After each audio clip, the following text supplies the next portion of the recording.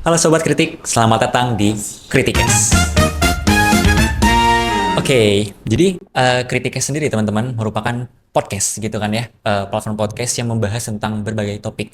Hanya saja pembahasan atau topik yang akan kita angkat kali ini yaitu topik terkait dengan teori komunikasi. Jadi nantinya kita akan membahas tentang salah satu teori dari teori komunikasi dengan dua narasumber yang akan saya datangkan nantinya. Dan teori apa yang akan kita bawakan yaitu tentang teori birokrasi dari Max Weber gitu kan ya. Maka dari itu teman-teman, tanpa berlama-lama kita panggilkan saja. Ini dia Mas Fahrija dan Mas Hirzi Wafi Fauzan. Asik. Halo. Halo, halo. Sehat-sehat? Alhamdulillah, Iya. sehat. Gimana tadi di perjalanan? Macet nggak? Eh, Macet nggak? macet sih tadi Macet. di Cinta Ratu tuh macet banget. Parah mas, Macet ya? aku capek. Kalau administrasi nggak macet kan? Iya, itu Kayaknya iya capek. deh. Oke. Nah, teman-teman sendiri di sini ada dua narasumber yang akan kita berdialog, kita akan berdiskusi yaitu Mas Hirja dan Mas Fauzan terkait dengan birokrasinya Max Weber gitu kan ya. Nah, Mas, boleh aja langsung masuk ya? Boleh. Nah, boleh dijelasin dulu nggak sih siapa itu Max Weber? Atau mungkin kita panggilnya Mas ya? Mas, Mas Weber karena anak Ilkom. Asik. Mas Weber. Mas Weber dan apa itu birokrasi? oke. Sebelumnya kita harus kenal dulu nih ya sama tokoh dari teori birokrasi ini, Ya. yaitu Max Weber. Jadi Max Weber merupakan salah satu sosiolog yang berasal di Jerman, gitu, yang hidup pada akhir abad ke-19 hingga awal abad ke-20. Oke. Yang tentunya Max Weber ini itu terkenal sebagai salah satu tokoh paling berpengaruh dalam pengembangan teori organisasi. Oke. Dan pada saat ini dia itu kita membahas tentang salah satu teorinya yaitu teori birokrasi. Birokrasi. Jadi teori birokrasi menurut Max Weber itu adalah bentuk organisasi paling sistematis dan juga rasional dan juga terstruktur gitu. Oke. Yang mana hal ini difungsikan untuk sebagai mengatur masyarakat yang tentunya semakin kompleks. Oke. Ya itu betul banget ya. Pastinya Mas Weber itu tuh Mas Weber. kalau menciptakan suatu teori pasti nggak asal-asalan gitu ya. Pasti ada Iya. urgensi tertentu. Jadi sistem birokrasi ini diciptakan agar organisasi itu bisa berjalan secara terstruktur dan juga stabil gitu. Bisa juga untuk mengurangi penyimpangan kekuasaan Oke. dan juga menjamin keadilan dalam pengambilan keputusan. Oke. Nah, itu ini ya. Terima kasih penjelasannya terkait. Nah, jadi itu teman-teman apa namanya? Siapa itu Mas Weber dan apa itu birokrasi? Nah, dari Mas Weber sendiri ada nggak sih mungkin karakteristik atau mungkin mudah katanya adalah birokrasi yang ideal? Birokrasi yang ideal menurut Mas Weber ini. Tentunya ada ya, Ada. antara karakteristik dan juga ciri-ciri ya Oke. mungkin. Jadi karakteristik dan ciri-ciri dari teori birokrasi ini ada beberapa nih mas. Oke. Yang pertama yaitu division of labor, yang mana si birokrasi ini itu perlu ada yang namanya pembagian tugas yang jelas. Oke. Jadi contoh misal di dalam sebuah organisasi atau perusahaan itu ada yang namanya sekretaris, yang Oke. mana pembagian pendataan atau bendahara yang mana itu mengatur tentang keuangan dan lain-lain gitu. Jadi memang harus ada pembagian tugas yang jelas. Betul. Terus yang kedua itu ada namanya hierarchy of authority. Yang mana hierarchy of authority itu adalah hierarki yang jelas gitu dari atas ke bawah. Oke. Contoh misal di suatu perusahaan itu ada ketua umum hingga paling bawah staf. Jadi antara ketua umum itu nggak boleh nih langsung ke staf ataupun sebaliknya dari staf Betul. langsung ke ketua umum. Betul. Kita lihat dulu di bawahnya, apakah di bawahnya ada kepala bidang atau kepala divisi. Iya. Nah itu kan harus jelas gitu ya. Jadi struktur komunikasinya itu jelas dari atas berjenjang jalurnya. Iya, iya. Jadi nggak langsung dari atas ke bawah. Oke. Terus juga yang ketiga yaitu ada formal rules and regulation. Yang mana formal rules and regulation ini adalah aturan yang jelas dan juga rinci gitu, Oke. terstruktur. Jadi nggak bisa nih, misal ketua umum karena dia kesel sama stafnya atau bawahannya, dia langsung ngehukum gitu. Iya. Pokoknya lu harus kena hukuman push up, kan nggak jelas gitu. Harus ada aturan yang terstruktur dan juga ini harus disosialisasikan kepada seluruh anggota yang ada di perusahaan tersebut. Oke. Ya, itu betul banget. Tadi udah sempat dijelasin 3 gitu ya. Sebenarnya ada 6 gitu, Mas. Jadi Oh, ada ada sisa 6. 3 lagi gitu. Yang keempat ini ada impersonality atau ketidakpribadian gitu. Jadi keputusan yang diambil dalam sebuah organisasi itu tuh tidak berdasarkan hubungan pribadi seseorang gitu. Oke. Siapapun orangnya, cara pengambilan keputusan itu tetap sama sesuai dengan prosedur yang berlaku kayak gitu, Mas. Terus untuk yang kelima, itu tuh ada technical competence atau kompetensi teknis gitu. Jadi setiap bagian atau setiap bidang yang ada dalam organisasi atau perusahaan itu tuh diisi sama orang-orang yang memang ahli di bidang Ahli, ya. tersebut gitu. Karena kalau kita mau masuk ke suatu perusahaan atau mau masuk ke suatu organisasi, itu ada tahapan seleksinya gitu, ada wawancara dan lain hal sebagainya gitu yang menjamin di bidang itu tuh diisi sama orang-orang yang ahli gitu. Oke. Terus yang terakhir ini ada written documentation atau dokumentasi secara tertulis gitu. Oke. Contohnya, kalau misalkan dalam sebuah organisasi kita mau mengajukan kegiatan, Mhm. itu tuh pasti kita menggunakan yang namanya proposal. Ya, pasti. Nah, di akhir kegiatan, proposal ini kita pertanggungjawabkan dalam bentuk laporan pertanggungjawaban atau LPJ, kayak gitu, Mas. Jadi, setiap langkah kita, setiap langkah organisasi itu harus dipertanggungjawabkan, kayak Oke. gitu.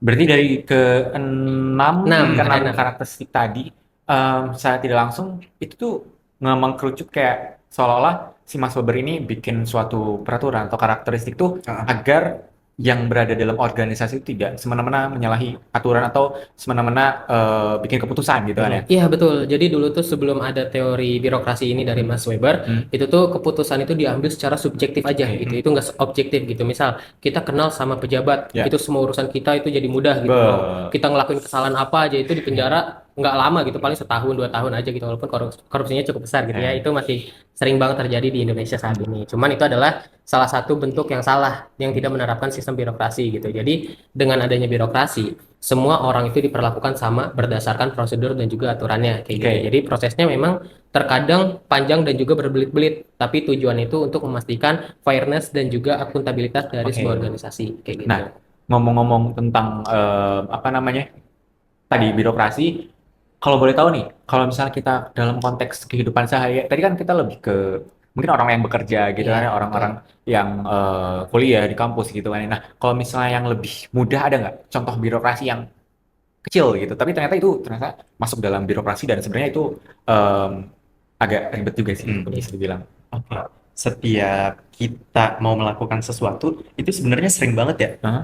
terjadi sistem birokrasi tanpa kita sadari. Ya. betul. Contohnya misal dalam pengambilan KTP, pembuatan Oke, KTP, KTP. gitu kan, kartu tanda penduduk ya.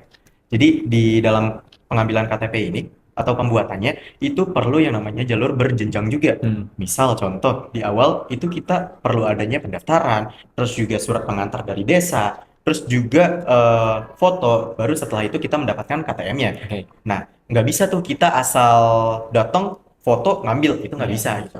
Karena pun semisal kita pada saat itu udah foto, itu kita tetap ada yang namanya aturan Ya. dan juga antrian gitu. Makanya kenapa di pengambilan KTP ini tentunya sangat relevan bagi teman-teman yang rasa sebenarnya birokrasi itu apa sih? Dan ya udah kita itu sebenarnya hidup di tengah-tengah birokrasi. Bahkan Betul, di Bang. dalam gitu Di kan ya, dalam, ya. Bang. bahkan di dalam banget gitu. Dan tadi kan udah bahas tentang birokrasi ya secara general dan oke lah. Dan birokrasi itu kan tadi dibuat sistematis gitu kan ya, dan ada juga yang birokrasi ideal. Plus minus dari apa namanya birokrasi ini mas? Oke, ini menarik. Jadi walaupun tadi tujuan dari birokrasi itu baik-baik semua gitu ya, tapi birokrasi ini juga ada kelebihan sama kekurangannya juga. Oke. Mungkin kita bahas yang kelebihannya dulu kali ya, yang Yes. baik-baik dulu dari birokrasi gitu. Jadi dengan adanya birokrasi, sistem dalam suatu organisasi atau suatu perusahaan itu bisa berjalan dengan rapi dan Oke. juga dengan stabil gitu. Terus birokrasi juga seperti apa yang udah dijelasin, mencegah nepotisme atau penyalahgunaan kekuasaan dari seorang pemimpin dan juga bisa setiap keputusan yang diambil itu bisa dipertanggungjawabkan kayak gitu. Terus buat kekurangannya, birokrasi itu bisa membuat suatu organisasi itu berjalan kaku dan juga lambat gitu karena kadang prosedurnya tuh terasa sangat panjang dan juga berbelit-belit gitu. Makanya birokrasi ini kurang fleksibel. Kalau Oke. misalkan kita harus mengambil keputusan secara cepat atau darurat kayak gitu. Oke. Berarti tadi kan konteksnya itu birokrasi yang offline mungkin ya? Offline, Ya, offline. Nah, sekarang kan kita hidup di zaman serba digital ya, apa-apa Betul. online, beli makanan online dan sebagainya Iya. gitu kan ya. Nah, sebenarnya implementasi dari birokrasi ini tuh sampai mengakar ke apa namanya digital nggak sih sebenarnya? Ada nggak sih implikasinya gitu? Oke. Sebetulnya untuk birokrasi saat ini gitu ya, tetap secara tidak sadar itu pasti tetap ada. Betul. Hanya saja memang banyak perubahan yang mana itu juga menyesuaikan dengan Nah. era saat ini, yaitu era digital. Jadi birokrasi ini tetap bertransformasi sebagai birokrasi. Oke. Gitu. Jadi salah satu contohnya pada saat terlebih dahulu gitu ya, dulu tuh pendidikan kita tentunya harus datang kan sekelas Ya, gitu. Ke kelas, di dalam kelas itu ada dosen yang ngajar, terus juga ada mahasiswa atau muridnya itu di depan. Namun sekarang itu tuh kita udah bisa berubah gitu. Contoh di aplikasi Zoom atau Gmeet itu kita bisa memanfaatkan fasilitas itu supaya kita dapat belajar secara daring gitu. Jadi dari rumah ke rumah lah, Ya. nggak harus datang ke kelas, nggak harus ke kampus. Intinya kita bisa tetap belajar gitu, walaupun kita misal sedang berada di tempat yang sama-sama jauh. Oke. Jadi memang membuat lebih fleksibel juga. Oke, I see, I see.